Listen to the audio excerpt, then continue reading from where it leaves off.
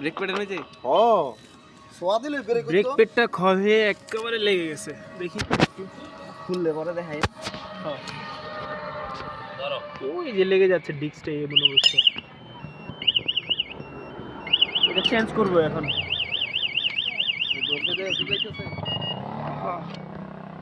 এই যে ডিক্সে ব্রেকের অবস্থা, একটা বেশি গেছে না? একটা বেশি যায়। হ্যাঁ একটা বেশি যায়। এটা এখন চেঞ্জ করতে হবে, না হলে যে কোনো জায়গায় জ্যাম হয়ে যেত না? যে কোনো জায়গায় ডিক্সের মাঝে চাপ পড়তো। ভালো ভালো চেঞ্জ করে নিতে হবে।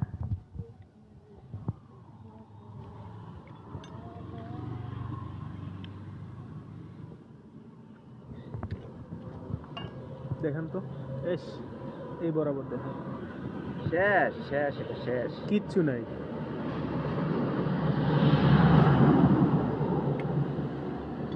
যদি গেলে জ্যাম হইতো তো জায়গায় একেবারে লক হয়ে যেত, লক হয়ে যেত, একেবারে অ্যাক্সিডেন্ট।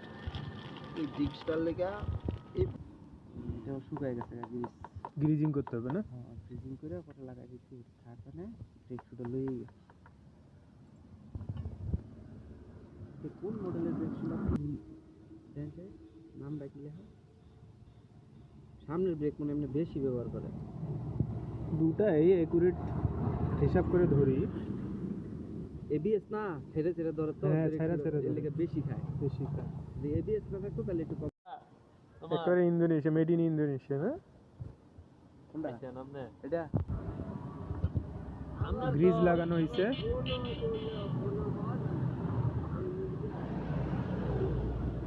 আরে ফোনে পাওয়া যায় না, আসলে সমস্যা এটা। আমার ফোন হইলো কেন? ফোন চালু দেন, ফোন কিন্তু চালু, কিন্তু ফোন দেয় না, আমি এটাই বুঝি না। কত মূল্য নিছে? 550। 550।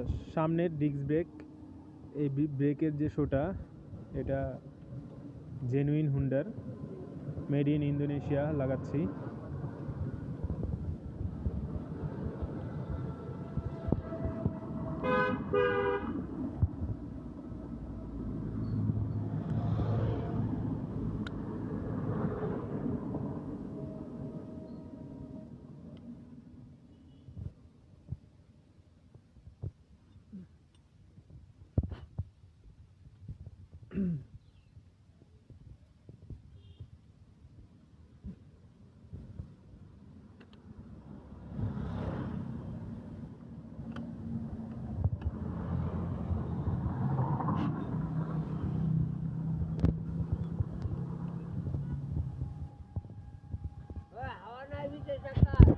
হ্যাঁ টাকা হাওয়া গেছে গা সাইকেলের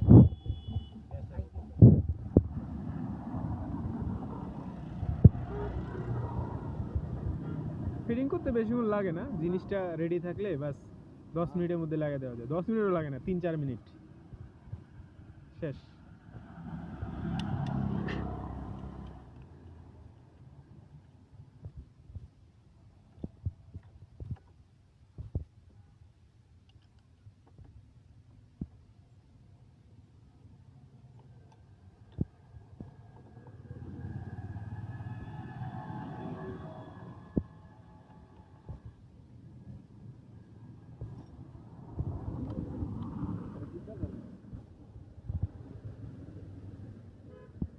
আর চাপলে ভেঙে যাবে। হ্যাঁ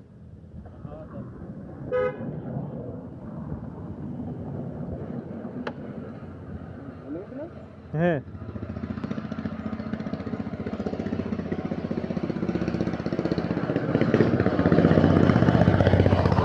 ব্রেকটা চেপে ধরে ছেড়ে দিব, হুইলটা অ্যাডজাস্ট করলাম।